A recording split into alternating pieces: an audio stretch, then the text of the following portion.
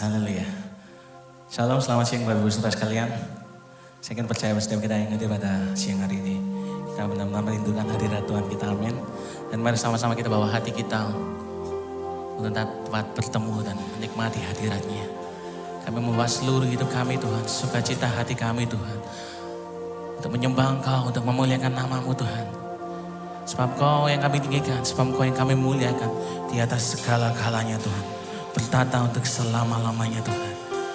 Yes God Jesus. Set in the highest God Jesus.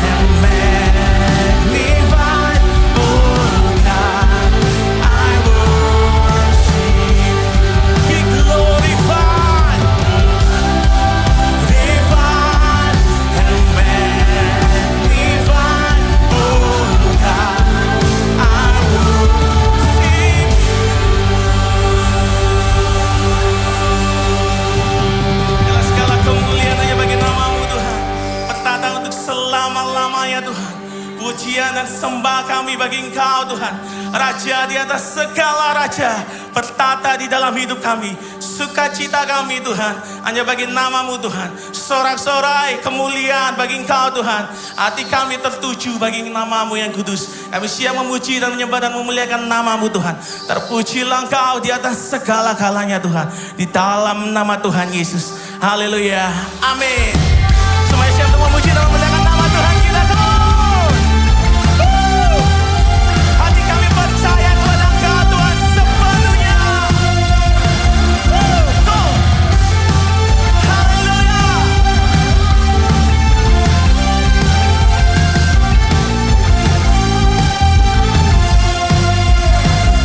Come on, sungguh Tuhan. Tuhanlah kekuatan dan masmurku.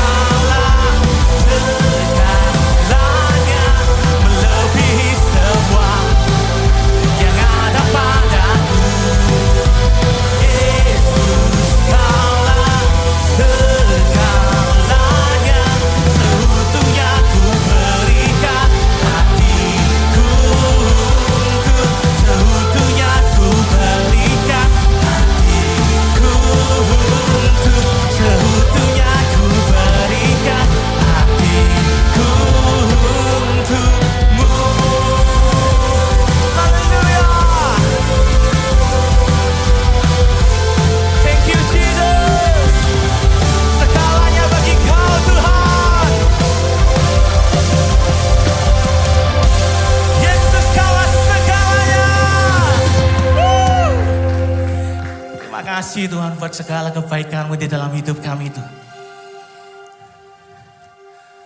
Segalanya yang terjadi dan apa yang kami miliki Tuhan. Semua kepunyaan-Mu Tuhan. Dan berasal dari Engkau Tuhan. Segala yang baik Tuhan. Semua karena Engkau Yesus. Engkau yang mengetahui dan mengenal kami Tuhan.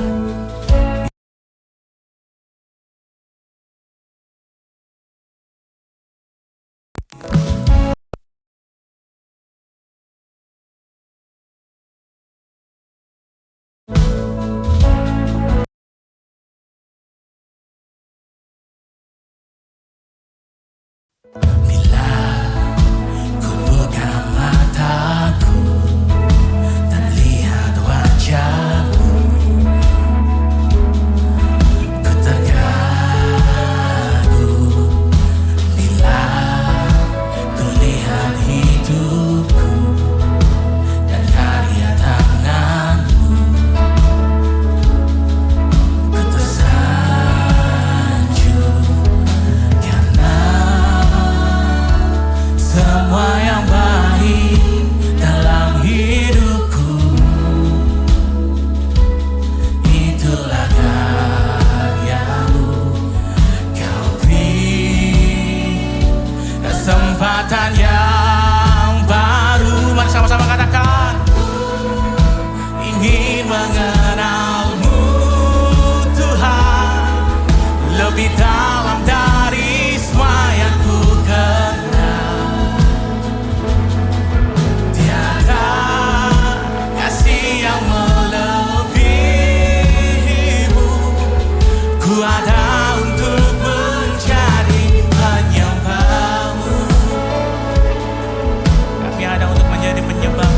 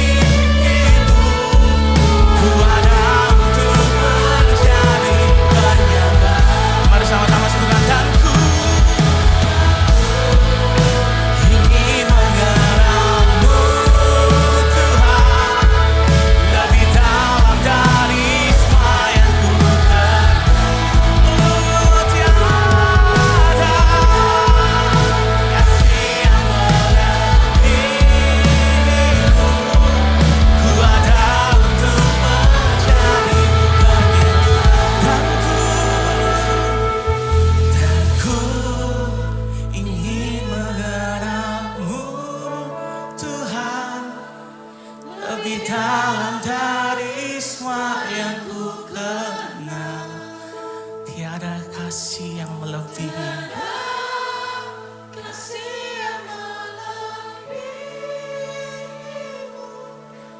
Ku ada untuk mencari. Sama-sama katakan, dan ku ingin mengenalmu lebih dalam dari semua yang bukan. Oh, tiada kasih yang melebihimu. Ku ada untuk mencari, menyembah, dan ku ingin mengenalmu Tuhan lebih dalam dari semua yang ku kenal. Oh, tiada kasih yang melebihimu. Kami ada untuk mencari, oh, dan ku ingin mengenalmu Tuhan lebih dalam dari semua yang ku kenal. Oh, tiada kasih.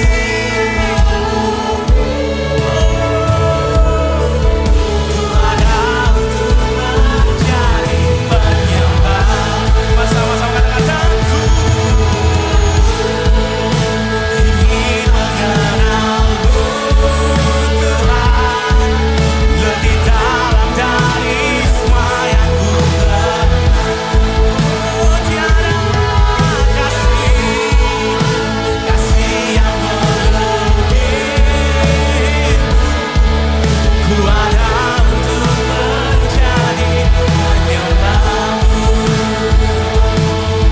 Ku ada untuk mencari, ku ada untuk mencari, ku ada untuk mencari penyembahmu.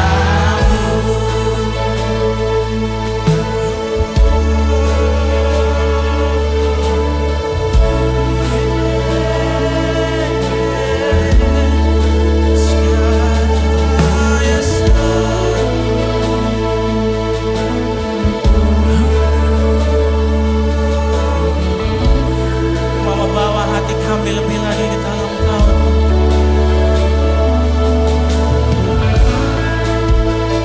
Kami ingin mengenal Kau lebih dalam, dalam lagi tentang Kau.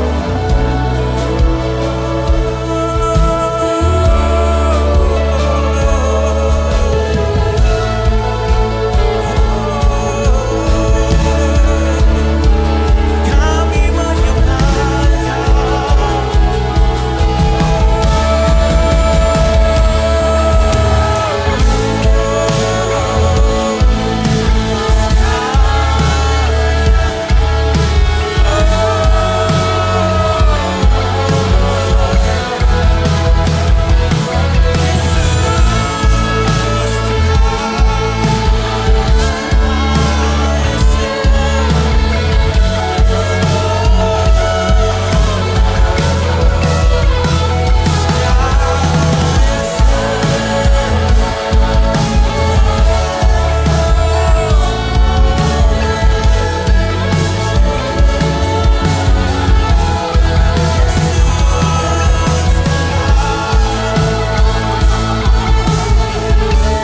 Biarlah kami menjadi penyembah-penyembah-Mu yang benar Tuhan, yang mengenal siapa yang kami sembah Tuhan,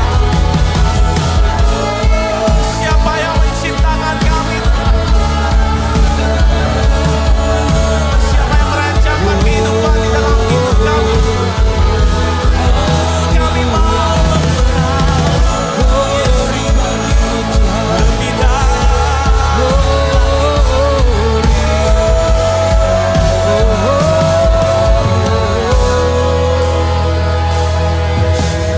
Ku ingin mengenalmu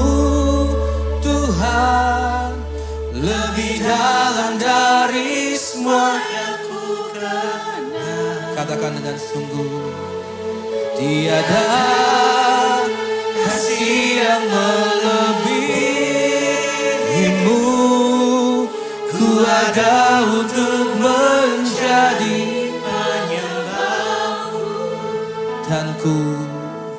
Dan ku ingin mengenalmu Tuhan, lebih dalam dari semua yang ku kenal.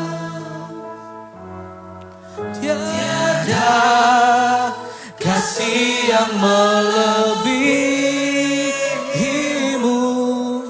Ku ada untuk menjadi penyembahmu. Ku ada untuk menjadi penyembahmu. Ku ada untuk menyembahmu Tuhan.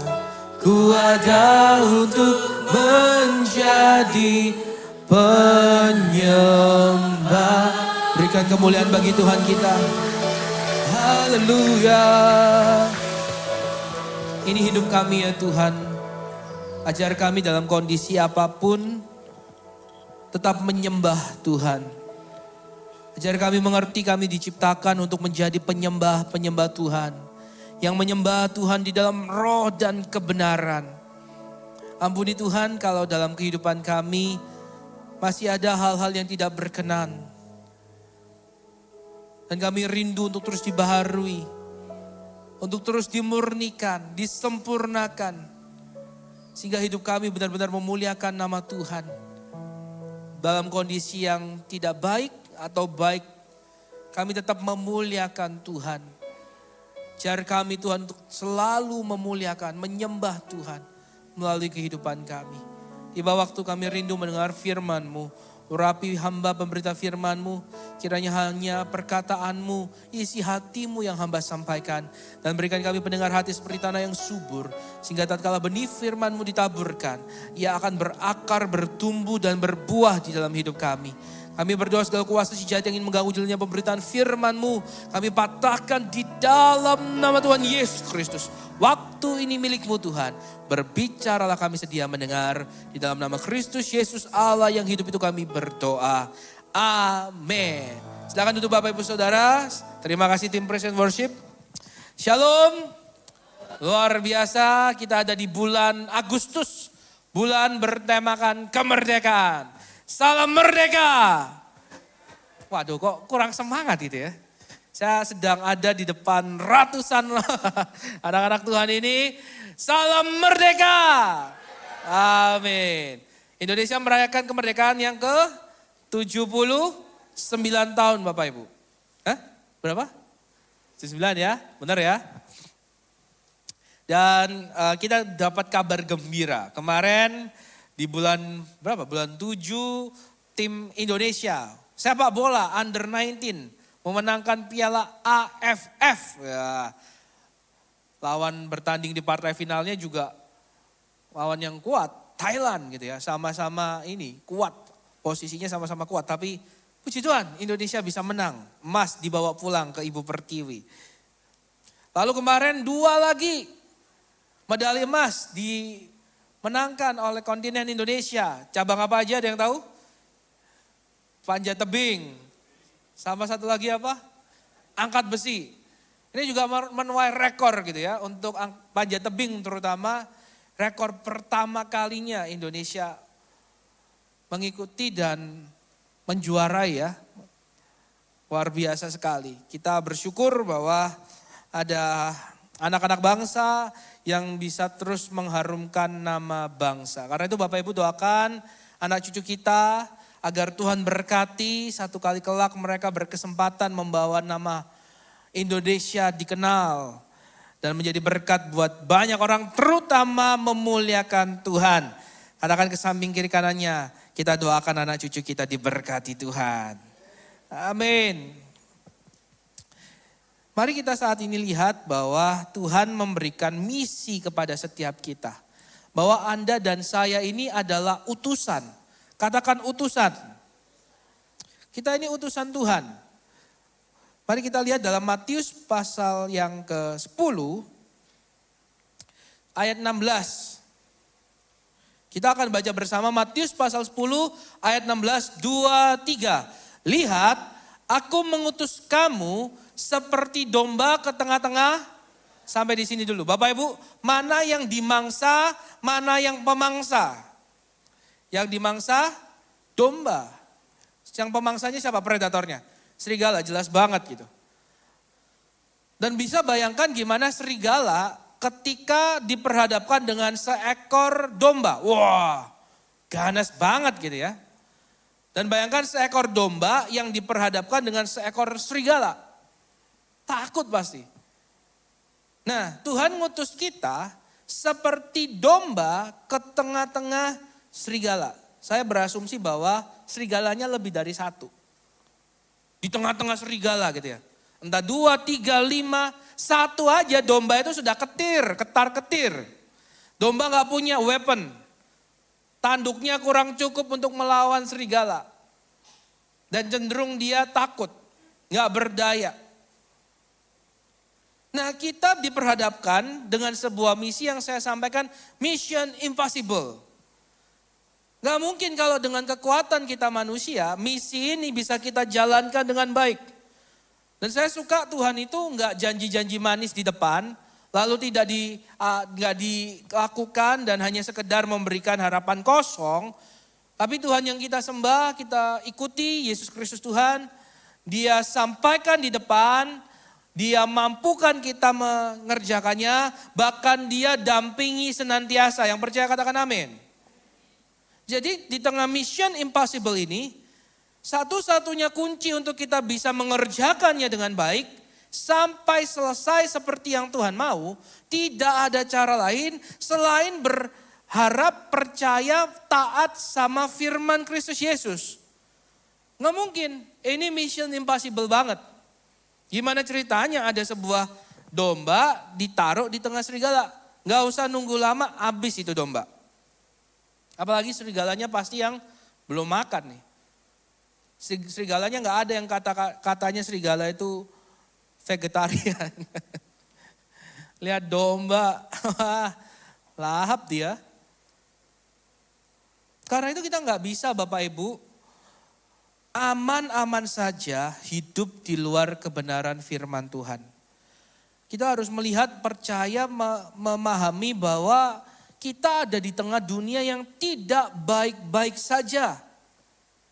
Sebaik apapun kondisi kita hari ini, apapun yang kita miliki hari ini, saya ingin sampaikan bahwa kita ada di tengah dunia yang tidak baik-baik saja. Kita ada di tengah dunia yang ingin melihat kehancuran iman orang percaya. Di kitab Wahyu pada akhir zaman, ekor naga menyeret sepertiga bintang. Artinya kuasa si jahat itu ingin menghancurkan iman orang percaya. Dan mereka ingin sebanyak-banyaknya orang percaya gugur iman. Dengan hal apapun iblis punya strategi. Kalau hari ini kita lihat gereja aja punya strategi. Gereja nggak pasif. Ada gereja bergerak dalam misi. Iblis yang juga bekerja di area yang sama, dia juga punya strategi. Di alam roh terjadi pertempuran dan kita ini objek yang diperebutkan Bapak Ibu. Katakan samping kiri kanannya, jangan tenang-tenang aja. Kita ini objek yang diperebutkan. Karena itu kita mau berupaya agar tetap setia sampai akhir. Katakan setia sampai akhir. Ya. Dan ayat ini berkata, sebab itu hendaklah kamu cerdik seperti ular dan tulus seperti merpati. Tuhan akan berikan kita hikmat kepada orang-orang yang mau dengan sadar, berharap dan percaya kepada Tuhan. Tuhan akan berikan hikmat, Tuhan akan mampukan. Sehingga mission yang impossible bagi manusia ini menjadi mungkin karena kuasa Tuhan.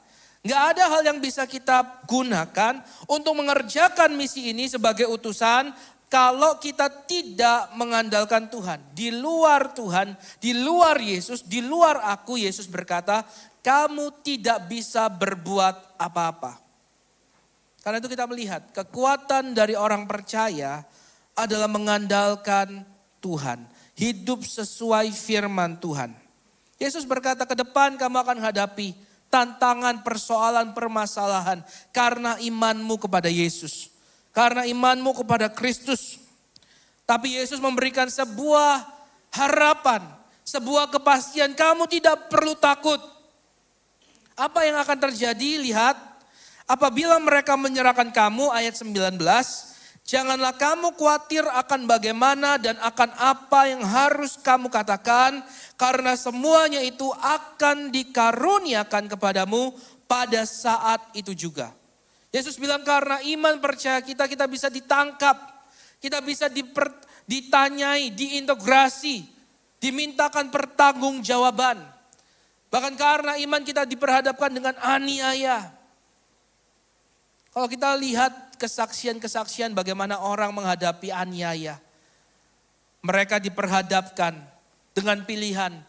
Pilih hidup, menyangkal Yesus, atau mati. Dari situ kita dengar ada lagu yang berkata, mengikut Yesus keputusanku. Mengikut Yesus keputusanku. Mengikut Yesus keputusanku. Ku tak ingkar, ku tak ingkar. Dan Yesus berkata, ini mungkin akan diperhadapkan dengan kamu. Kamu mungkin mengalami hal ini karena namaku kamu akan dianiaya. Tapi Yesus bilang jangan khawatir. Karena semuanya itu akan dikaruniakan kepadamu. Jadi Bapak Ibu kita nggak perlu mempersiapkan sebuah statement. Seandainya Pak, satu hari saya yang jadi bagian itu saya ditanya pilih Yesus mati atau sangkal Yesus hidup. Saya sudah hafal Pak. Saya hafal perkataannya tetap pilih Yesus. Enggak Bapak Ibu. Cara kerjanya tidak seperti itu. Cara kerjanya mulai dari saat ini ketika kita menerima Yesus Kristus sebagai Tuhan, ayo hidup menurut firman-Nya. Ayo sadari bahwa kita ini utusan, kita harus bersandar dan menjalankan perintah Tuhan yang mengutus kita, supaya nanti semuanya itu dikaruniakan kepada kita, itu bisa terjadi. Jadi pada waktu nanti kita dimintakan pertanggungjawaban, kita diminta sebuah pilihan, yang ngomong untuk kita tetap pilih Yesus itu bukan karena kuat dan gagah kita. Itu bukan karena ngomongin soal sudah mengerti, mengenal, menerima Yesus, bukan. Itu semua karunia. Yang namanya karunia itu bukan bagian kita, kita dikasih Bapak Ibu. Kita dikasih, kita diberikan menjadi milik bagian kita. Dan itu diberikan ketika waktunya tiba. Mari saat ini, hari-hari ini kita mau menyelaraskan kembali kehidupan kita dengan firman Tuhan. Yesus sudah omongin di awal. Karena namaku, karena kebenaran, kamu akan ngalamin kondisi-kondisi gak enak. Saya beberapa kali ketemu dengan jemaat di tempat ini yang puji Tuhan. Kasih karunia Tuhan nyata luar biasa dalam kehidupan mereka. Mereka harus ngalami dikucilkan oleh keluarga. Mereka harus ngalami tidak diakui sebagai anak. Karena mereka memilih Yesus. Ada di tengah-tengah Bapak Ibu Saudara. Dan mari Bapak Ibu kita mau hari-hari ini kita semakin setia kepada Tuhan. Semakin mau memberikan hidup kita taat. Saya tahu tidak mudah untuk memilih tetap mengikut Yesus. Itu tidak mudah.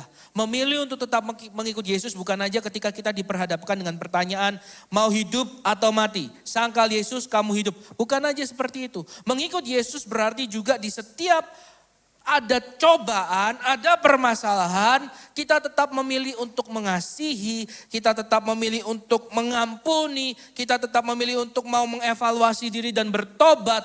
Itu juga bukti nyata kita memilih untuk mengikut Yesus.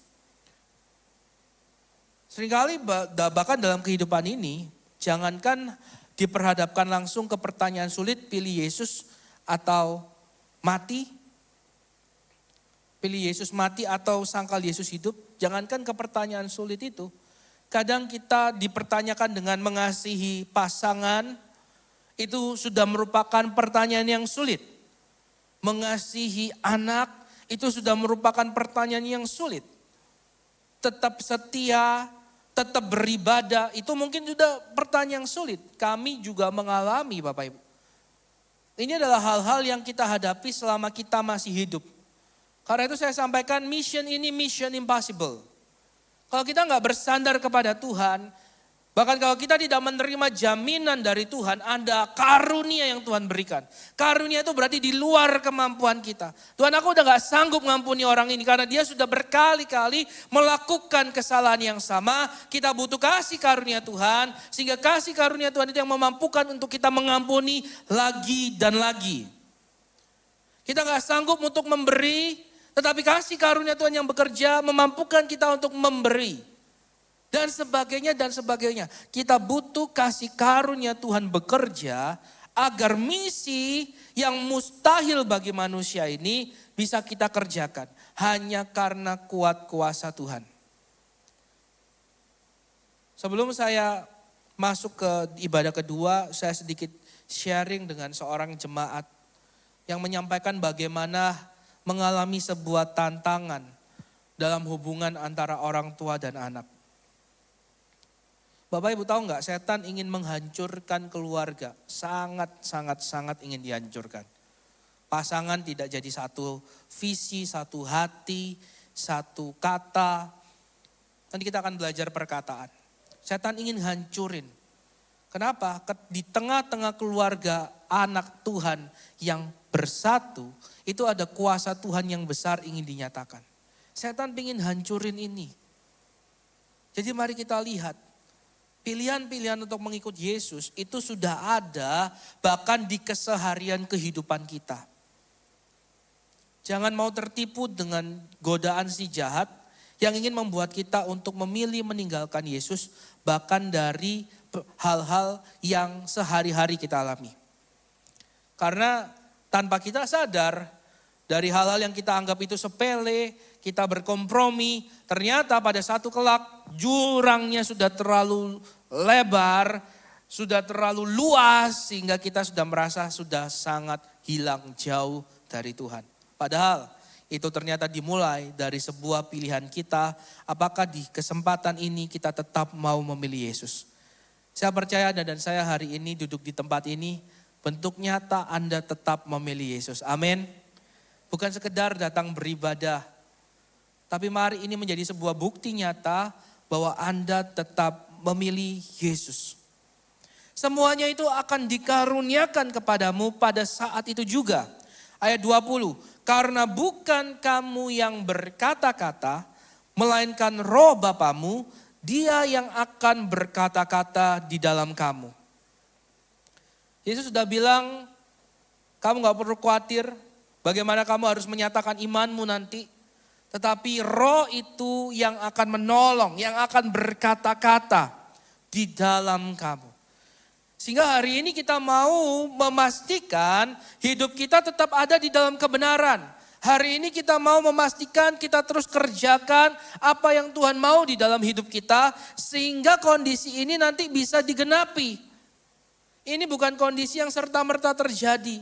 Kondisi ini tidak terjadi kepada orang yang tidak menyadari bahwa mereka adalah utusan Tuhan. Dan mereka perlu menjalani kehidupan sesuai dengan yang Tuhan mau. Kondisi ini tidak akan terjadi kepada mereka yang cuma sekedar mendengar tetapi tidak melakukan. Kondisi ini tidak terjadi kepada mereka yang bahkan menolak Yesus di dalam hidupnya.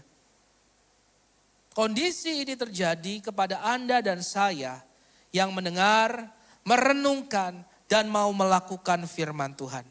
Karena itu katakan kepada samping kiri kanannya, mari kita terus melakukan firman Tuhan. Amin. Dan Bapak Ibu, saya akan bawa kita kepada kisah para rasul.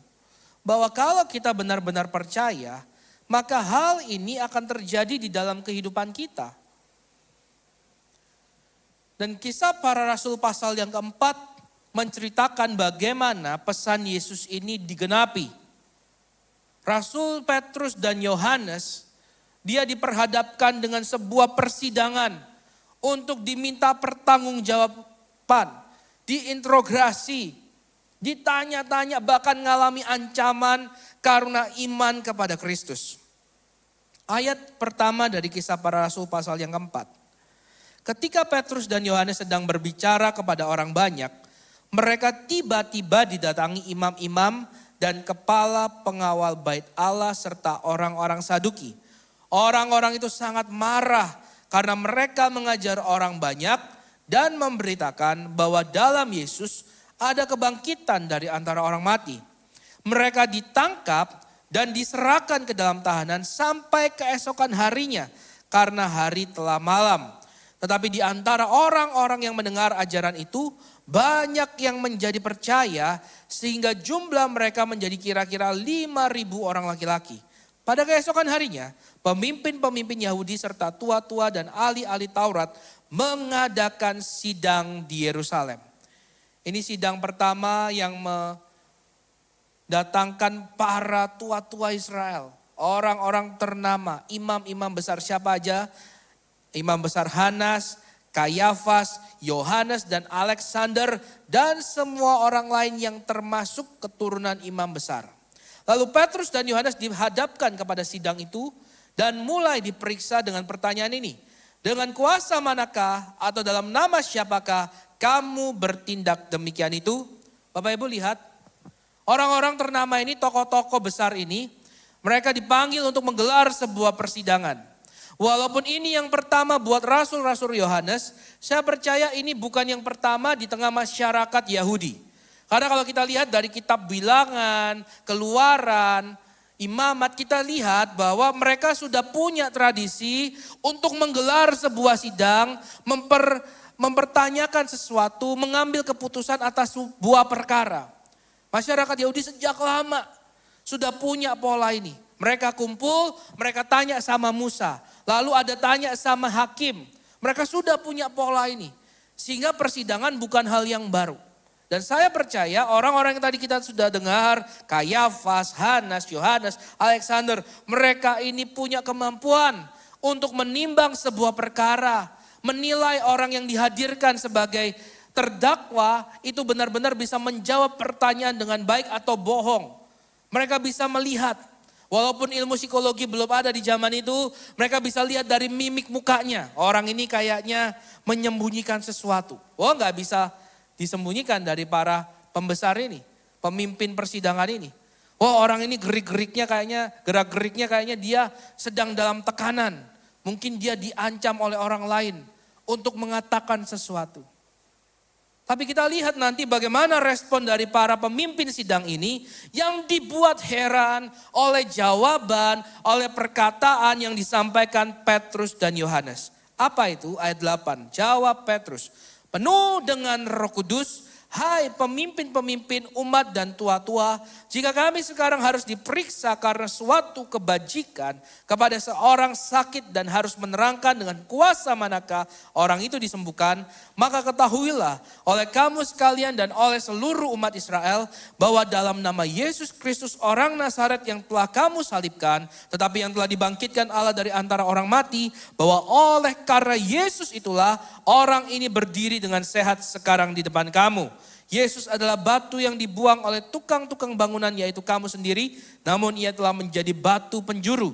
Dan keselamatan tidak ada di dalam siapapun juga selain di dalam dia. Sebab di bawah kolong langit ini tidak ada nama lain yang diberikan kepada manusia yang olehnya kita dapat diselamatkan. Kita lihat respon dari pemimpin sidang ayat 13. Ketika sidang itu melihat apa Bapak Ibu? Keberanian Petrus dan Yohanes dan mengetahui bahwa keduanya orang biasa yang tidak terpelajar, heranlah mereka. Sidang ini ketika Petrus Yohanes dihadirkan, dimintai pertanggungjawaban.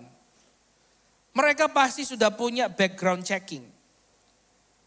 Dan ketika mereka lihat papernya, mereka dapati, loh, Petrus Yohanes ini orang biasa. Mereka bukan orang yang tergolong Saduki, Farisi. Mereka juga bukan tergolong orang-orang cendekiawan atau orang berada di zaman itu. Background checking dari Petrus dan Yohanes menyatakan mereka ini orang biasa, ordinary man. Bahkan dikatakan mereka ini tidak terpelajar. Jadi di dalam persidangan ini bukan minum-minum cangkruk kopi Bapak Ibu. Mereka sudah lakukan research, persiapan, dokumen-dokumen sudah dihadirkan. Dan yang ada di situ orang-orang terdidik, terpelajar. Petrus, Yohanes bukan orang terdidik, bukan orang terpelajar, uneducated. Mereka orang biasa. Tetapi jawaban yang diberikan terhadap pertanyaan itu, perkataan yang dikeluarkan, itu membuat para pemimpin sidang heran. Mengapa? Karena tadi kita sudah lihat, kita sudah baca. Bukan Petrus dengan kepandaiannya, bukan dengan pengalaman atau status sosialnya. Tapi yang membuat mereka heran, karena Petrus berkata-kata dalam pimpinan roh. Kita sudah baca, Petrus yang dalam kepenuhan roh itu berkata-kata. Jadi Bapak Ibu, apa yang Yesus sampaikan tergenapi. Bahwa kita tidak perlu khawatir dan takut mempertanggungjawabkan iman kita. Asal kita dilihat hidup benar, maka seperti Petrus dan Yohanes kita punya kemampuan untuk tampil dengan berani. Yang pertama, menjadi saksi Kristus. Kita berani karena benar.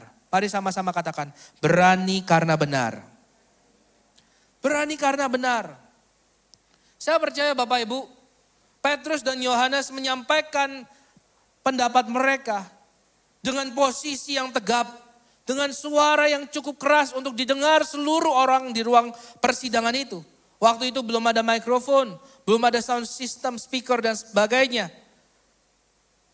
Sehingga mereka harus benar-benar tampil dengan berani, baru pengakuan itu keluar. Ketika para pemimpin melihat keberanian, ini ada pengakuan. Melihat keberanian, Petrus dan Yohanes di depan para pemimpin sidang mereka didapati. Gak gugup, perkataannya gak ngalur ngidul, perkataannya tersusun rapi, tegas, singkat, jelas, padat. Dan ini yang membuat mereka heran. Kenapa mereka bisa berani? Dan kita belajar bahwa berani itu karena benar. Amin Bapak Ibu. Mari kita sebagai saksi Kristus, kita perlu memahami ini. Keberanian yang Tuhan berikan kepada kita untuk memberitakan kesaksiannya, itu karena kita hidup dalam kebenaran. Sehingga sebagai seorang saksi Kristus Anda dan saya perlu memperjuangkan bagaimana supaya hidup tetap ada di dalam kebenaran. Ingat lawan kita itu dikatakan seperti pendakwa. Dia akan cari celah-celah dalam hidup kita. Oh, dia bisa tampil benar di depan orang. Gimana kalau di kehidupan sehari-harinya? Di kamarnya, di ruang belajarnya, di tengah tidak ada mata yang memandang dia, apakah integritas itu tetap ada? Si pendakwa kita walaupun tidak terlihat secara fisik, dia akan ngamatin kita. Dan ketika dia temukan ada sebuah pelanggaran dosa, dia catat. Satu kali ketika kita tampil menjadi saksi, katakanlah sebagai seorang pekhotbah seperti saya. Oh, baru berkhotbah tentang kasih. Tadi malam gimana kamu sama pasanganmu? Sama anakmu?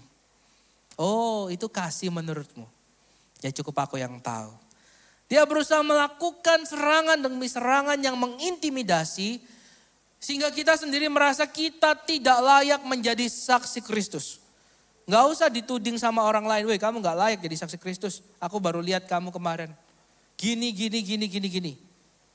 Tapi kalau kita percaya masih ada hati nurani yang bisa berbicara. Hati nurani sendiri itu sedang mengkoreksi kita. Kalau kita tahu ada roh Tuhan yang berbicara, roh Tuhan sendiri juga berbicara dalam hidup kita, mengkoreksi kita.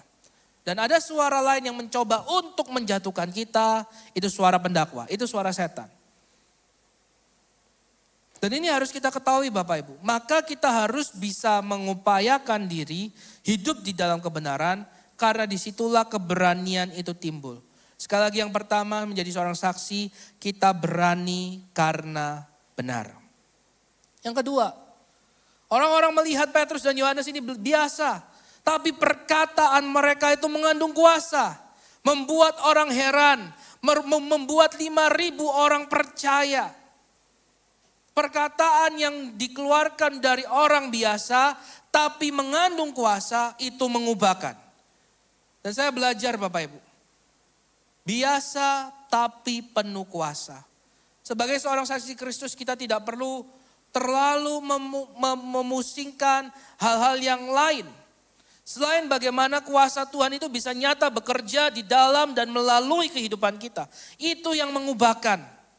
Apakah kita sudah sekolah teologi atau belum? Ternyata dari kesaksian ini Petrus Yohanes aja gak terpelajar kok.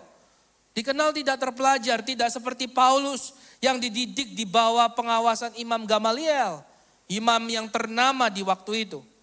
Petrus dan Yohanes gak dapat pendidikan yang tinggi. Mungkin mereka tamat SMP lah hari ini. Setelah itu mereka praktek menjadi nelayan. Hanya karena kasih Tuhan menangkap mereka, mengubah mereka. Sehingga mereka dijadikan bukan penjala ikan, tetapi penjala manusia. Petrus dan Yohanes menunjukkan. Tetap ada harapan bagi kita yang hari ini mungkin sedang melihat. Aku kok kayaknya gak sebagus dia ya. Aku kok kayaknya gak seberuntung dia. Dengar Bapak Ibu. Justru ketika mereka melihat bahwa Petrus dan Yohanes ini orang biasa, tidak terpelajar, kemuliaan Kristus itu semakin besar dinyatakan. Bukankah akan gampang orang berbicara gini, wajar aja Pak Pendeta bisa ngomong gitu, kuliah 4 tahun teologi, wajar. Tapi kalau misalnya yang diperhadapkan di sini, orangnya itu nggak tamat SMP, baca tulis nggak bisa, tapi tumpang tangan yang lumpuh berjalan, yang buta melihat, nggak pakai banyak background checking. Nggak usah lihat lagi latar belakang pendidikan dan sebagainya. Sehingga dikatakan justru di tengah kelemahan kuasa Tuhan itu semakin sempurna. Nah, pertanyaannya apa kita mau untuk menghadirkan kuasa Tuhan itu benar-benar nyata bekerja di dalam kehidupan kita. Yang kedua, sebagai seorang saksi, kita mungkin dianggap orang biasa, tetapi yakinlah kita penuh kuasa. Biasa tapi penuh kuasa. Katakan, biasa tapi penuh kuasa. Katakan ke samping kiri kanan Anda, katakan, engkau ada kuasa Tuhan. Ya, asal ada kuasa Tuhan dalam hidup kita, Tuhan bisa pakai kehidupan kita untuk menjadi berkat, untuk menjadi kesaksian, untuk hormat kemuliaan nama Tuhan. Dan disinilah Bapak Ibu, apakah kita mau benar-benar menyatakan kuasa Tuhan itu bekerja? Di firman Tuhan kali ini saya membatasi lewat perkataan kita. Kalau kita mau terus menyadari bahwa perkataan yang kita keluarkan ini mengandung kuasa, kita akan memiliki sebuah pemahaman untuk menjaga perkataan apa yang keluar dari mulut kita. Amin. Dan saya dapati hal ini. Sulit untuk berkata-kata baik ketika kepahitan, amarah, kekecewaan itu menguasai hati. Sulit untuk berkata-kata baik ketika ketakutan, kekhawatiran itu menguasai kehidupan. Ada masalah. Lalu yang kita pikirkan adalah ketidakmampuan. Yang kita pikirkan adalah ketidaksanggupan. Kita dikuasai olehnya. Kita akan cenderung memperkatakan hal-hal yang gak baik. Yalah, memang aku tidak mampu. Memang aku gak sanggup. Kita mulai mengatakan hal-hal yang itu semuanya hopeless semua. Ketika ketakutan menguasai, perkataan kita dipengaruhi. Ketika kekecewaan, kepahitan, ketidakadilan, kita biarkan terus berkuasa dalam hati, perkataan kita akan dipengaruhi. Kita gak bisa berkata-kata baik. Padahal Bapak Ibu kalau ditanya, tahu gak kata-kata yang baik dan kata-kata yang buruk itu bedanya apa? Pasti tahu. Saya tahu. Tapi sering saya alami ketika ketakutan, kekhawatiran, sakit hati, amarah, kepahitan, itu yang memenangkan hati saya. Maka output dari perkataan saya pun itu bisa berbeda. Contohlah marah. Kalau kita masih bisa mengendalikan amarah kita, walaupun kita marah, kita masih bisa mengontrol perkataan dengan baik. Kata-kata yang keluar pasti kata-kata yang baik. Kata-kata yang sewajarnya, kata-kata yang ada batasannya. Benar? Saya ngomong soal pengalaman hidup. Tapi ketika yang menguasai itu kepahitan, kekecewaan, lalu saya tidak bisa mengontrol lagi amarah, maka sudah pasti ada selip 1, 2. Dan semakin tidak terkontrol, selipannya makin banyak. Bisa-bisa mendominasi sebuah konversasi, sebuah percakapan. Dan sudah dipastikan itu kata-kata yang negatif. Dimulai dari hati, dari dalam terpancar keluar. Perbendaharaan hati kita bagaimana, itu yang kita keluarkan Bapak Ibu. Itu firman Tuhan. Dari dalam hati, dari perbendaharaan hati. Orang akan mengeluarkan apakah barang-barang yang baik atau barang-barang yang buruk. Saya pinjam hal ini, saya sampaikan. Dari perbendaharaan hati kita, orang akan mengeluarkan apakah perkataan yang baik ataukah perkataan yang buruk. Dan tahukah Bapak Ibu, dalam perkataan ini, setan bisa pakai untuk kita menghancurkan sebuah generasi. Lewat perkataan. Saya tidak ambil contoh lain, saya ambil contoh kehidupan saya pribadi. Di zaman saya SMA, kuliah, saya ini nakal dan dari 3 bersaudara kami, saya yang paling nakal, yang paling bikin cekot-cekot kepala orang tua saya. Sudahlah. Saya sedang tidak menyaksikan apa kenakalannya Bapak Ibu, kita nanti sambil ngopi aja kalau mau tahu. Tapi yang saya sampaikan adalah saya belum pernah dengar sekata pun, sekalipun, papa mama saya itu usir saya, putus hubungan dengan saya, atau bahkan memaki-maki saya, atau bahkan lebih lagi mengkutuk saya. Tidak pernah terdengar Bapak Ibu. Dan ini yang menjadikan sebuah harapan bagi saya, di waktu Tuhan, saya bisa mengenal Tuhan dengan lebih baik. Saya bisa hari ini berdiri menjadi seorang hamba Tuhan, dan menjadi seorang orang tua bagi anak saya. Dan percayalah Bapak Ibu, bagaimana kita dididik, itu sedikit enggaknya akan mempengaruhi. Dan saya mendorong setiap kita sebagai orang tua, mari seperti apapun kondisi anak kita, tetap bertahan, tetap minta pertolongan Tuhan, menjadi orang tua yang baik, yang terus memperkatakan berkat bagi mereka. Perkataan ini mengandung kuasa, yang bisa membangkitkan atau menghancurkan sebuah generasi. Dan saya berdoa Bapak Ibu, dari tengah-tengah kita, Tuhan pakai setiap kita orang tua untuk terus memperkatakan hal yang baik. Sehingga generasi anak-anak Tuhan di tempat ini Tuhan angkat. Tuhan jadikan bintang di generasinya. Bagi teman-temannya, bagi bangsa dan negara kelak. Dimulai lewat apa Bapak Ibu? Lewat perkataan kita. Setan ingin ambil ini. Sehingga mungkin kita tanya, Pak, kalau saya marah sama anak, masa saya nggak boleh marah sih Pak? Saya nggak boleh menegur. Tapi itu yang saya sampaikan. Setan pingin jebak kita, nggak bisa kontrol perkataan. Sehingga yang kontrol perkataan kita bukan roh Tuhan, tetapi amarah, sakit hati, kepahitan. Lihat, Petrus bisa mengeluarkan kata-kata yang penuh kuasa karena roh Tuhan. Bukan karena kepandaian, dia terbukti kok nggak terpelajar. Dia terbukti kok orang biasa, dia nggak gumbul sama priayi. Dalam 30 tahun lebih, nggak tahu Petrus dan Yohanes di mana, tetapi 3,5 tahun dia bergumul, dia bergaul sama Yesus. Tapi yang masa-masa yang lalu nggak ngerti Petrus bergaulnya sama siapa. Mungkin sama orang di pasar, kita bisa bayangin gimana bahasa di pasar.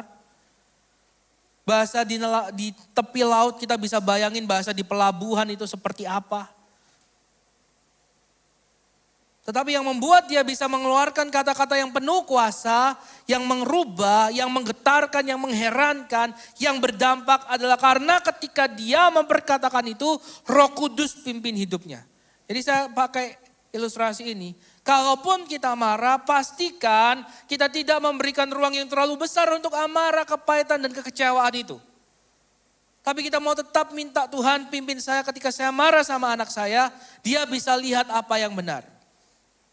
Tuhan pakai saya ketika saya marah sama pasangan saya, dia bisa tahu maksud saya dengan baik. Kalau ada sepersekian detik kita mempertanyakan Tuhan di situ, kita mengundang Tuhan untuk hadir, saya yakin dan percaya Tuhan pasti tolong Bapak Ibu. Kebanyakan kita ketika kita marah dan emosi, ketika kita ingin berkata-kata, kita nggak pakai ruang untuk berpikir dulu. Tidak ada jeda, sehingga kita jadi orang yang responsif. Tapi saya berdoa Bapak Ibu, ketika firman Tuhan ini disampaikan, kita menjadi orang-orang, saya pun terus belajar menjadi orang-orang yang berupaya sebaik mungkin, di situasi apapun tetap berespon dengan kata-kata yang benar, dengan melibatkan roh Tuhan terus berkarya.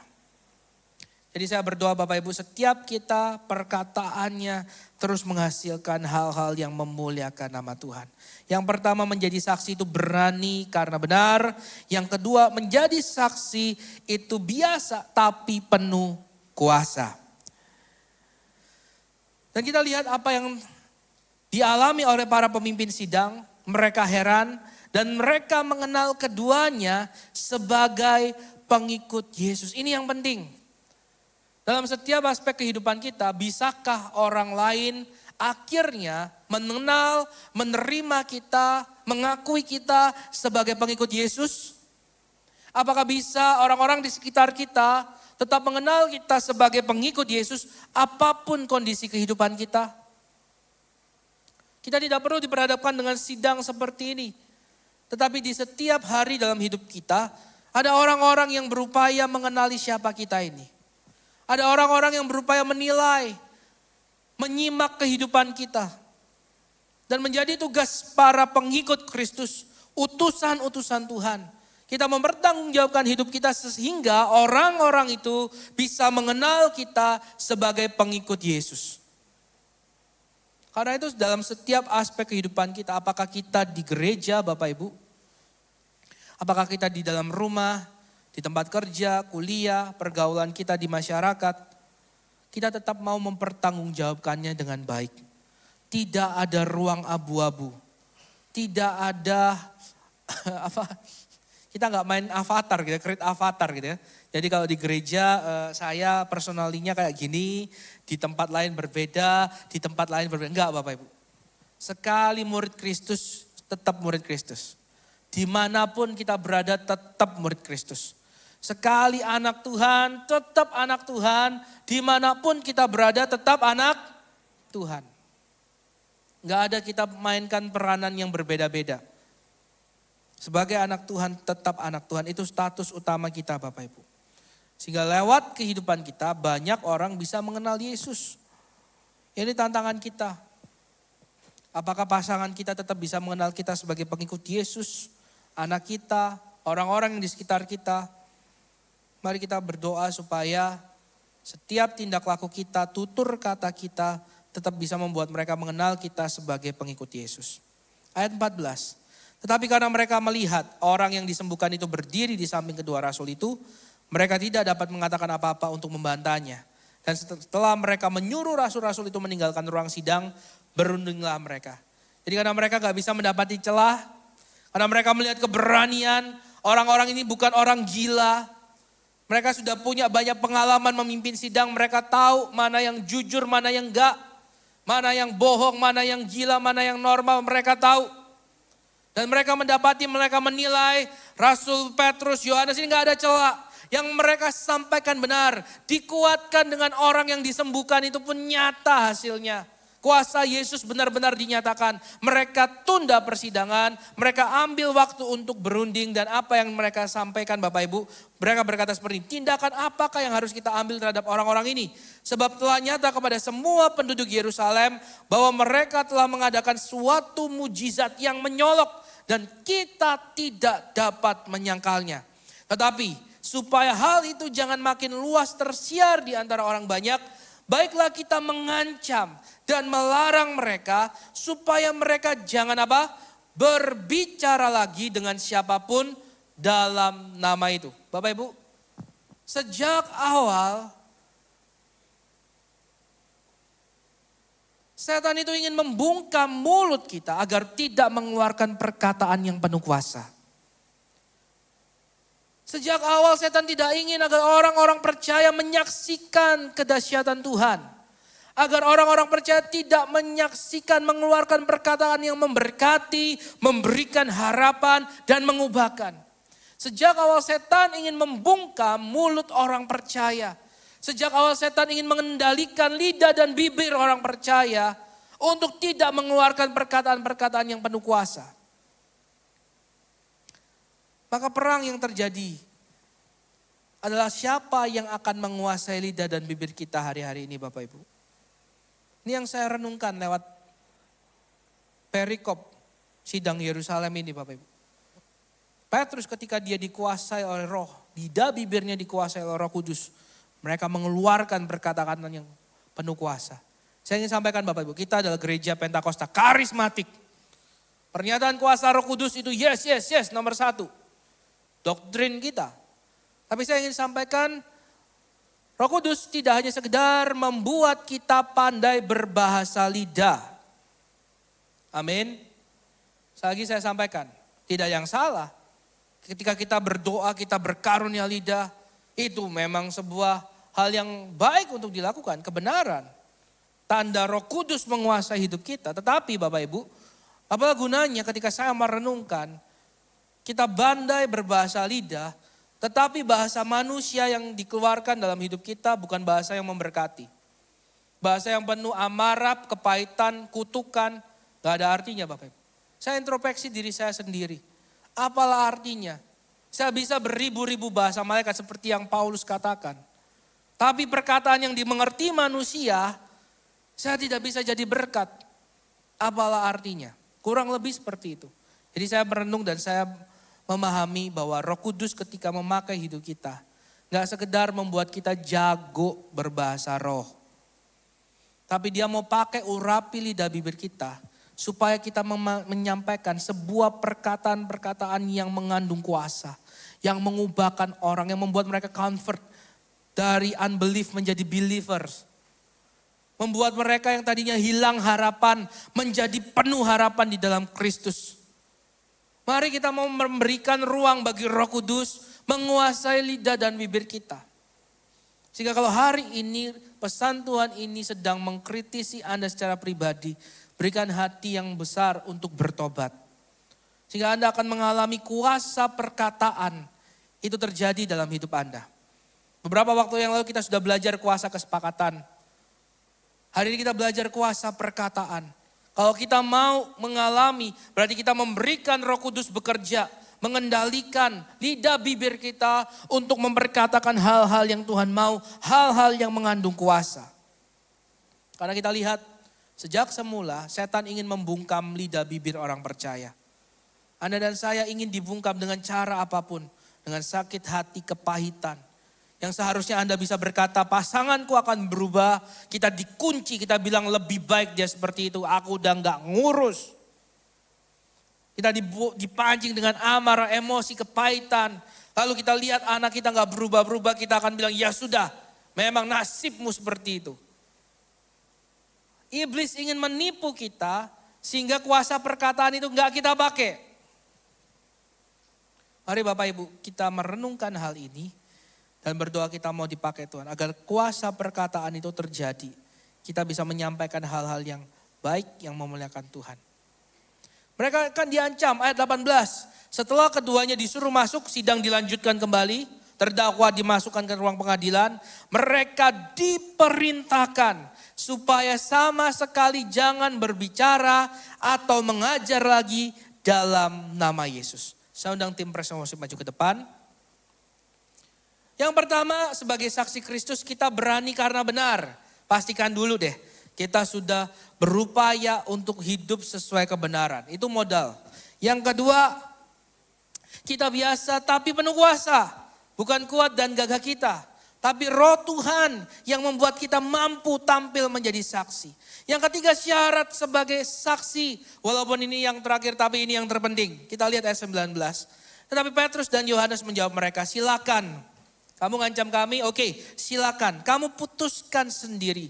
Manakah yang benar di hadapan Allah? Taat kepada kamu atau taat kepada Allah?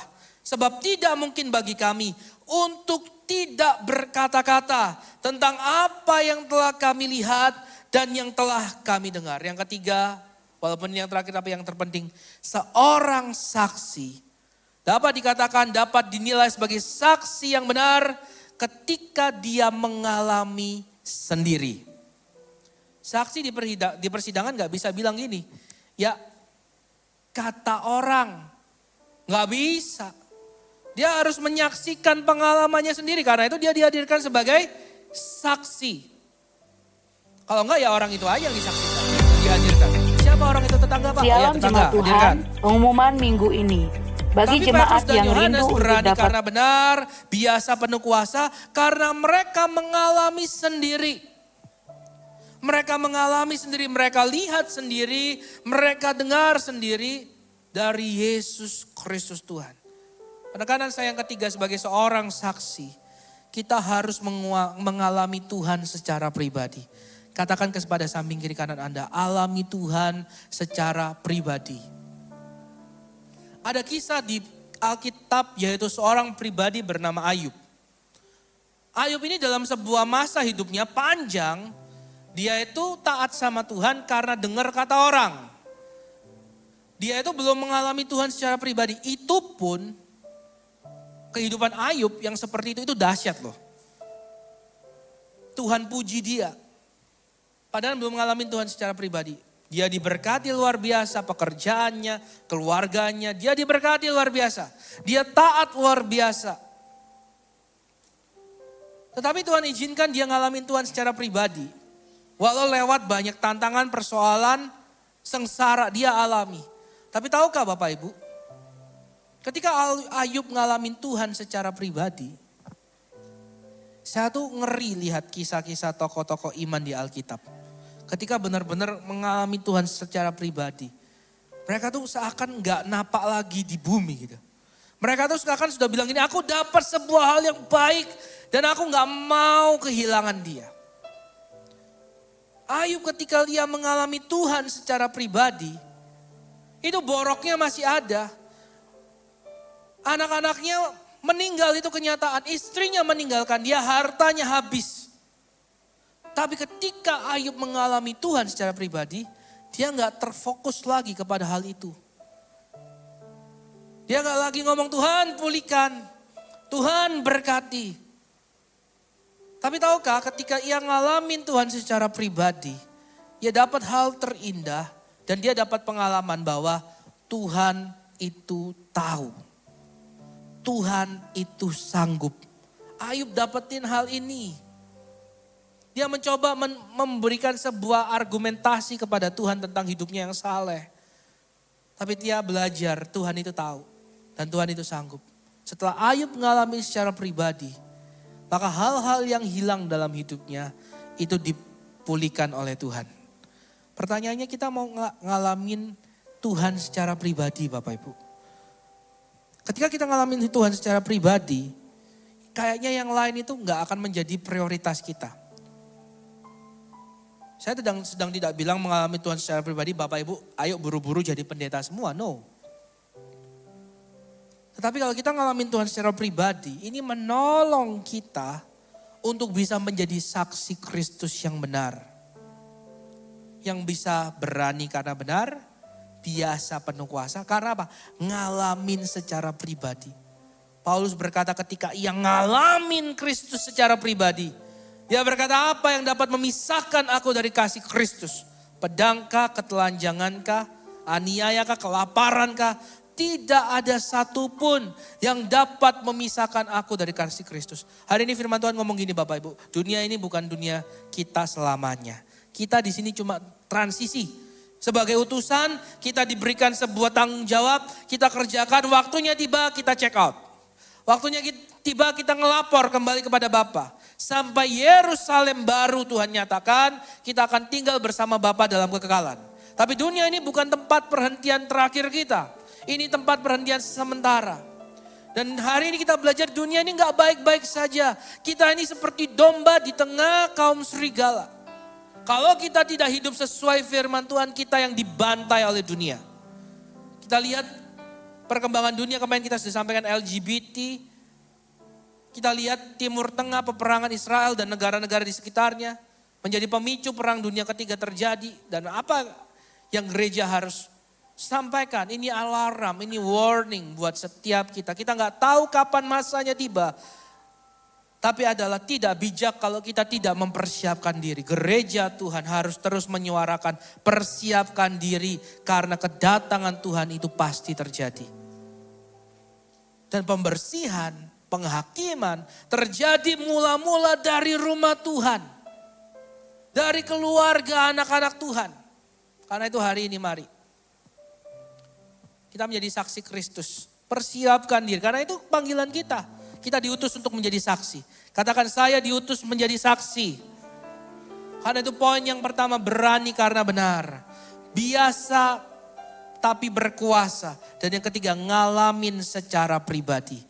Kita berdoa dengan 3 hal ini menolong kita untuk benar-benar menyelaraskan, mengkalibrasi lagi hidup kita dengan kebenaran firman Tuhan. Dan Roh Kudus sendiri yang akan ngajarin di mana state kita hari ini, kemana kita harus melangkah, apa yang harus kita sesuaikan sendiri. Roh Kudus akan ngajarin kita Bapak Ibu. Saya ingin mendorong kita bahwa Roh Kudus itu pribadi yang luar biasa. Dia manis, dia lembut, dia tahu cara mendidik kita dengan baik. Karena dia gak akan nyampaikan selain dari apa yang Yesus percayakan untuk dia sampaikan. No, dia hanya menyampaikan perintah Bapa. Dan pribadi ini dia berikan kepada kita menjadi pendamping kita sampai masa kita selesai. Jadi bayangin kalau kita cuekin dia, seumur hidup kita cuekin, kita gak pernah ngajak ngobrol. Bayangin Bapak Ibu, kita berduaan dengan pasangan kita di mobil tapi sepanjang jalan kita gak pernah ngobrol, gimana, gak enak gitu ya. Salah sendiri itu. Dan Roh Kudus Tuhan berikan untuk nolong kita, untuk menghibur kita. Mau gak kita berikan ruang untuk ngalamin dia secara pribadi. Dan Anda akan diajar banyak hal. Akan dituntun ke hal-hal yang mungkin Anda gak pahami sebelumnya. Mari alami ini secara pribadi supaya apa? Iman Anda kuat dan pada waktunya tiba Anda menjadi saksi Kristus. Kita masuk ke dalam penyembahan. Ya Roh Kudus, terima kasih. Kau terus mendampingi setiap kami. Hari ini aku berdoa Tuhan.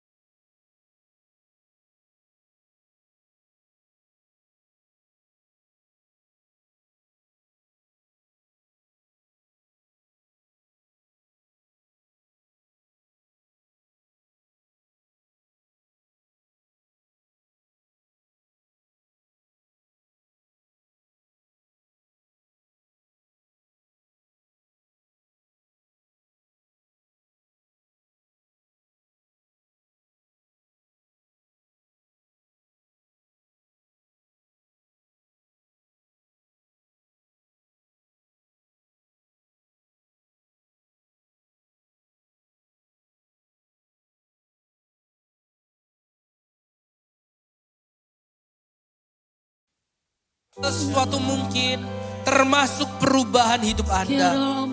Termasuk karakter Anda yang hari ke hari terus dikikis.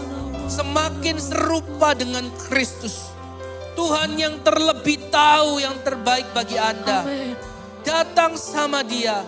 Jangan dulu menyerah dan mengatakan memang aku sudah gak ada harapan. Aku gak mungkin berubah. No, itu tipu musnah iblis. Datang sama Tuhan. Petrus dan Yohanes bukanlah pribadi-pribadi yang sempurna. Petrus menyangkal Yesus 3 kali. Bahkan mengutuki Yesus. Tetapi di dalam Kristus dia dipulihkan. Dalam tuntunan Roh Kudus dia mengeluarkan perkataan yang mengandung kuasa. Dimampukan menjadi saksi Kristus. Kalau kita mau datang sama Tuhan hari ini. Dan mengizinkan Tuhan mengerjakan karya yang besar dalam hidup kita. Maka kau akan melihat Perubahan hidup menjadi serupa Kristus nyata terjadi di dalam hidupmu. Kurata karala nabas sikata karala nabaran. Sikata kata karala nabaran nabaran. Kita karala nabas sikata karala nabaran. Haleluya. Oh. Haleluya, haleluya. Kita karala nabas sikata karala. Kurata karala nabaran sikata kata. Kita karala nabaran nabas sikata karala. Haleluya.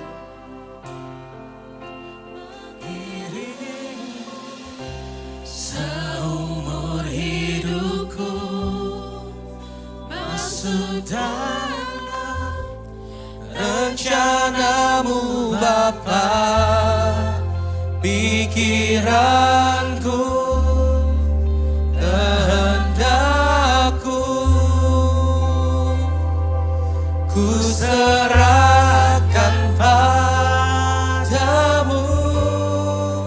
Harapanku hanya di dalam-Mu. Ku kan teguh bersama-Mu Tuhan. Jadikanku rencana-Mu untuk mengiringmu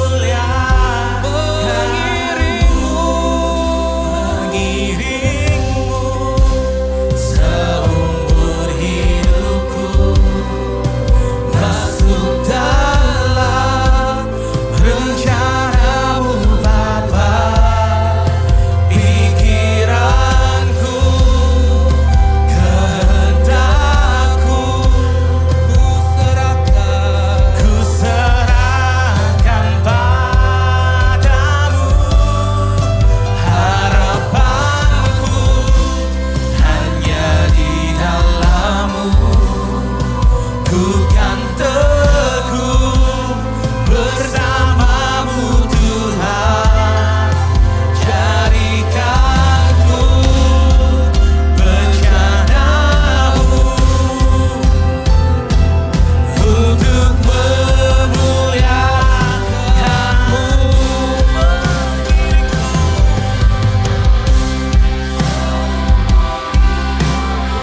Biarlah kami masuk di dalam rencana-Mu. Rencana-Mu Tuhan. Pikiranku, kehendakku, ku serahkan padamu. Harapanku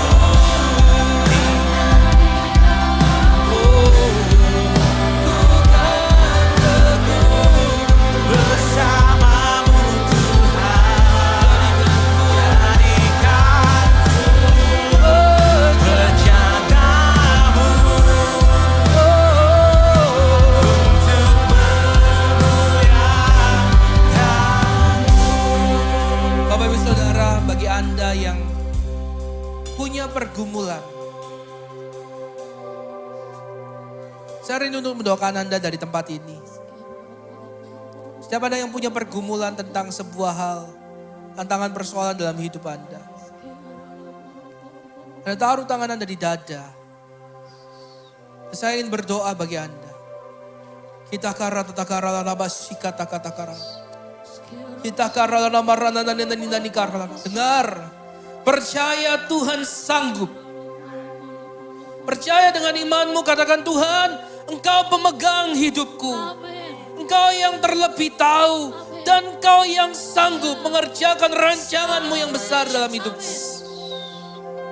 Saya ingin Anda percaya kepada Tuhan. Kau masih punya harapan karena masih ada Tuhan. Oh, hari ini bahkan dirimu sendiri sudah gak percaya bahwa engkau bisa menjadi orang baik. Kau masih bisa menjadi orang yang berhasil dan diberkati Tuhan. Dengar, Tuhan masih percaya padamu. Tuhan punya rancangan yang besar dalam hidupmu.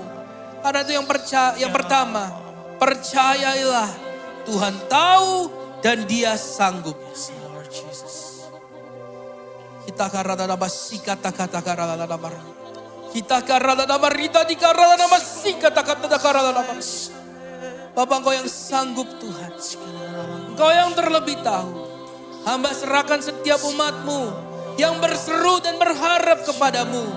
Setiap mereka yang meletakkan tangannya di dada. Tuhan yang lawat, Tuhan yang nyatakan kuasa-Mu bekerja di dalam nama Tuhan Yesus Kristus. Kurata karala basikata karala dalam nama Yesus. Pertolongan Tuhan, mujizat yang nyata dalam hidupmu di dalam nama Tuhan Yesus Kristus. Dalam nama Yesus. Roh Kudus yang terus bekerja nyata. Yang bekerja nyata dalam hidupmu. Undang Dia untuk terus menghibur dan menguatkan. Sampai pertolongan Tuhan itu engkau saksikan nyata dalam hidupmu. Dalam nama Yesus. Dalam nama Yesus. Terima kasih ya Tuhan. Terima kasih. Hamba berdoa menyerahkan setiap umat-Mu. Bahkan seluruh keluarga kami anak-anak Tuhan. Pagari dengan kuasa-Mu ya Tuhan. Terutama iman pengharapan kami agar tidak gugur. Kami berdoa bersepakat. Setiap tipu muslihat iblis. Senjata-senjata yang diarahkan kepada kami. Dihancurkan di dalam nama Tuhan Yesus Kristus. Kami berkatakan berkat Tuhan nyata atas kami dan seluruh isi rumah kami. Kami berkatakan warisan iman yang benar akan terus diwariskan dari generasi ke generasi. Di dalam nama Tuhan Yesus Kristus. Dalam nama Yesus. Yang rancangan-Mu nyata di dalam hidup kami dan generasi kami Tuhan. Terima kasih ya Bapa. Panjatkan doa kami. Dalam nama Tuhan Yesus Kristus. Allah yang hidup itu. Kami berdoa. Mengiringmu seumur hidup kami. Masuk dalam rencana-Mu Bapa. Pikiranku, kehendakku, ku serahkan padamu. Harapanku hanya di dalam-Mu. Ku kan teguh bersama-Mu Tuhan. Jadikanku bejana-Mu untuk memuliakan-Mu. Dan segala pujian syukur kami bagi Engkau Tuhan. Akan kebenaran firman-Mu Tuhan. Yang mengagukan dan menguatkan kami Tuhan. Kami bersyukur Bapa kami dapat mendengarkan kebenaran firman-Mu Tuhan. Telah disampaikan oleh hamba kebenaran-Mu Tuhan. Pakai hamba kebenaran firman-Mu dimanapun dia melangkah dan melayani Engkau Tuhan. Kau yang memakai, yang memberikan kuasa itu Tuhan. Untuk menyampaikan kebenaran-Mu Bapa. Bagi setiap kami Tuhan. Kami bersyukur Bapa buat kebenaran-Mu di dalam hidup kami Tuhan. Dan tidak lupa Bapa, kami juga mau berdoa buat setiap persembahan kami Tuhan. Apa yang kami berikan Tuhan, semuanya Tuhan. Berasal dari Engkau Tuhan. Ucapan syukur kami Tuhan. Atas segala berkat yang kami terima Tuhan. Kami bawa setiap persembahan kami, perpuluhan kami di dalam nama-Mu Yesus Kristus. Kami mengucap syukur segalanya Tuhan. Haleluya. Amin.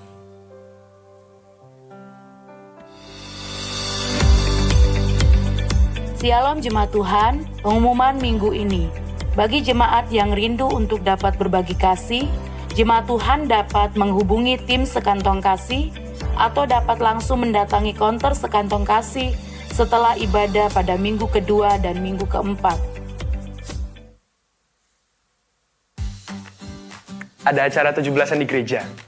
Ada pesta rakyat, bazar, dan sembako murah. Tapi nggak join, rugi dong.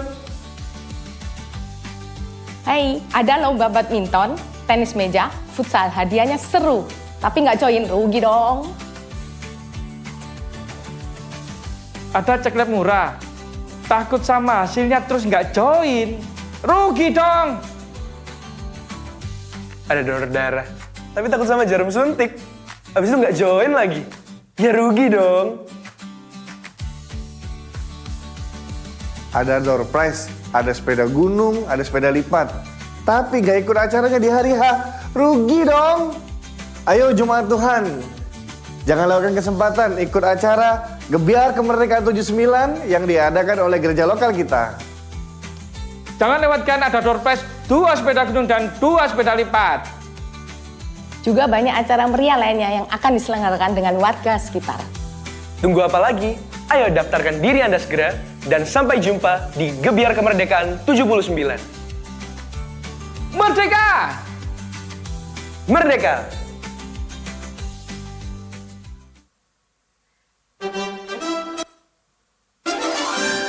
Donor darah yang didukung oleh Palang Merah Indonesia dilaksanakan pada hari Minggu 11 Agustus 2024 dimulai pada pukul 11 waktu Indonesia Barat sampai 13 waktu Indonesia Barat di Graha Eluzai 1 lantai 1. Lomba tenis meja dilaksanakan di hari Minggu 11 Agustus 2024 pada pukul 14 waktu Indonesia Barat sampai 17 waktu Indonesia Barat berlokasi di Sport Center Puncak Permai, Surabaya. Lomba futsal dilaksanakan pada hari Minggu 11 Agustus 2024 pukul 16 waktu Indonesia Barat sampai 20 waktu Indonesia Barat berlokasi di Graha Sport Center dan Loop Graha Family Surabaya. Gerak jalan santai dilaksanakan pada hari Sabtu tanggal 17 Agustus 2024 dimulai pukul 5.30 waktu Indonesia Barat. Jemaat Tuhan dapat menghubungi Panitia Gebiar Kemerdekaan atau dapat mengunjungi konter Gebiar Kemerdekaan setelah ibadah untuk detail informasi lebih lanjut. Jemaat Tuhan, saya akan menjelaskan beberapa ketentuan gerak jalan santai. Yang pertama, rute gerak jalan santai. Gerak jalan santai akan dimulai di gereja lokal kita, kemudian keluar ke arah Raya Duku Kupang Barat, dan jalan terus sampai ke Jalan Maijen Sungkono, lurus saja sampai ke belokan TVRI, kemudian mengarah ke Raya Duku Kupang, dan yang terakhir kembali di gereja lokal kita.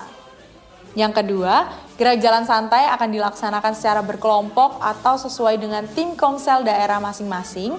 Nantinya kelompok maupun tim komsel harus menentukan kostum yang kompak dan juga menyiapkan tarian yang nantinya akan ditampilkan di 2 pos di titik tertentu yang sudah disiapkan panitia. Yang ketiga, kelompok atau tim komsel dengan kostum yang terkompak dan juga tarian yang terheboh akan mendapatkan hadiah menarik. Tunggu apa lagi? Siapkan kelompok Anda sekarang juga. Doa bagi bangsa akan dilaksanakan hari Sabtu 17 Agustus 2024 yang dimulai pada pukul 8.30 waktu Indonesia Barat sampai 9 waktu Indonesia Barat di Gedung Gereja Penyebaran Injil Eluzai.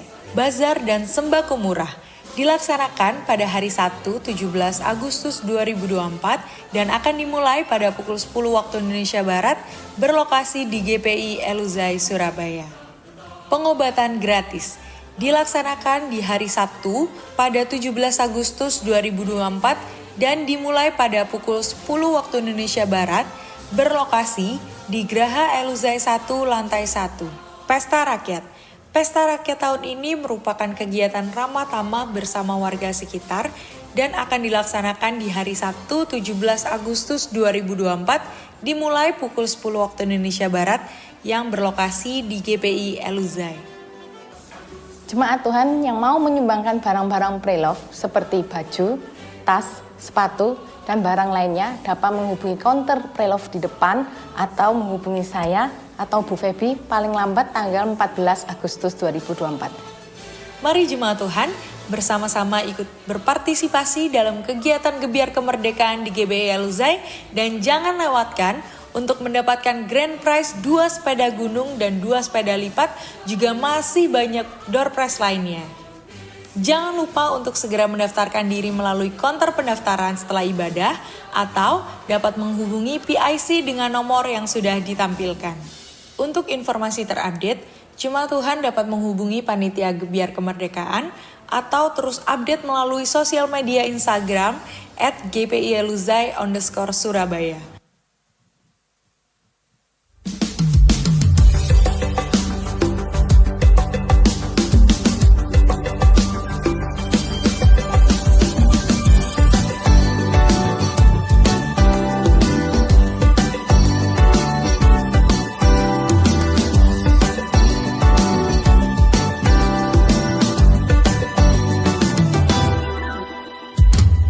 Hari ini hari yang istimewa, bersama rayakan bertambahnya usia. Ku naikkan doa tulus dari hatiku, ku nyanyikan lagu ini hanya untukmu. Happy birthday to you. Ku ucapkan sarangamnida dan tertawa bersamamu. Happy birthday to you. Ku berdoa kau selalu bahagia karena Tuhan mengasihimu. Happy birthday Zakita, 6 tahun. Tuhan Yesus memberkati. Ini hari yang istimewa. Demikian pengumuman pada minggu ini. Tuhan Yesus memberkati kita semua. Haleluya. Baiklah pengumuman kita pada siang hari ini Bapak Ibu saudara sekalian. Mari sama-sama kita bangkit berdiri, kita mengucap syukur atas segala kebaikan Tuhan di dalam hidup kita. Dan segala kebenarannya menjadi nyata di dalam hidup kita. Segala kemuliaan hanya bagi nama-Mu yang kudus Tuhan. Di tempat maha tinggi Engkau bertata Tuhan.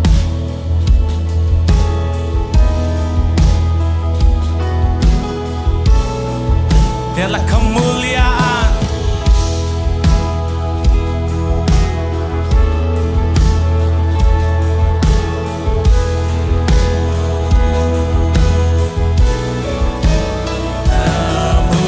kemuliaan bagi Tuhan di tempat maha tinggi. Kau Raja di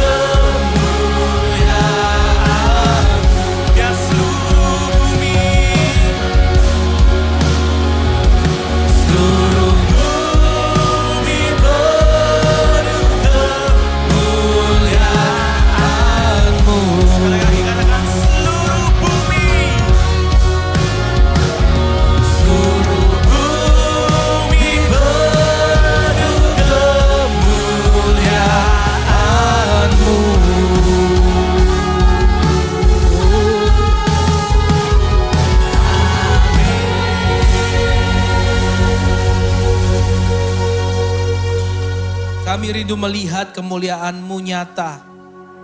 Bahkan di tengah negara kami Indonesia. Karena kami berdoa bagi Indonesia. Mengucap syukur buat kemerdekaan yang Kau anugerahkan. Dan biarlah Indonesia terus Kau pimpin, Kau berkati. Hingga dapat menjadi berkat bagi banyak bangsa. Kami berdoa untuk masa persiapan pelantikan presiden terpilih. Tuhan yang tetap persatukan negeri kami. Segala tipu muslihat iblis yang ingin memecah belah. Kami patahkan di dalam nama Tuhan Yesus Kristus. Kami juga berdoa Tuhan untuk panitia GPL USA yang menyelenggarakan setiap kegiatan memperingati kemerdekaan. Tuhan yang pimpin, Tuhan yang berkati setiap panitia dan acara yang diselenggarakan. Semuanya diberkati Tuhan. Bahkan memberkati banyak orang, jemaat warga sekitar. Sehingga hanya nama Tuhan dipermuliakan. Kami juga berdoa untuk pelayanan gembala senior kami yang ada di Bekasi dan sekitarnya. Tuhan pimpin gembala senior dimanapun melayani. Jiwa-jiwa dilawat dan diberkati oleh Tuhan. Pimpin tim gembala senior kembali pulang ke Surabaya dengan selamat dan tidak kekurangan sesuatu apapun. Terima kasih ya Tuhan. Setiap kami yang hadir kami yakin dan percaya pada ibadah ini kami dilawat oleh Tuhan. Dan setiap kami yang melayani dengan sukacita, Tuhan yang terus memberkati kami. Mari Bapak Ibu kita pulang dengan menerima berkat Tuhan. Turunlah berkat dari Allah Bapa kita di sorga. Kasih sayang dari Kristus Yesus Tuhan. Serta kuat kuasa persekutuan dengan Roh Kudus. Memimpin menuntun langkah hidup kita. Mulai hari ini sampai Maranatha Kristus datang kedua kali. Tuhan mengarahkan wajahnya kepada kita. Ia limpahkan damai sejahtera dan sukacita. Segala air minum, lumbung, pekerjaan, studi anak-anak kita diberkati oleh Tuhan. Perlindungan Tuhan nyata. Dijauhkannya kita dari segala sakit penyakit. Mara bahaya kecelakaan dan maut. Turunlah berkat Tuhan atas kita semua. Di dalam nama Tuhan Yesus Kristus. Amin. Bapa, terima kasih. Bapa, terima kasih.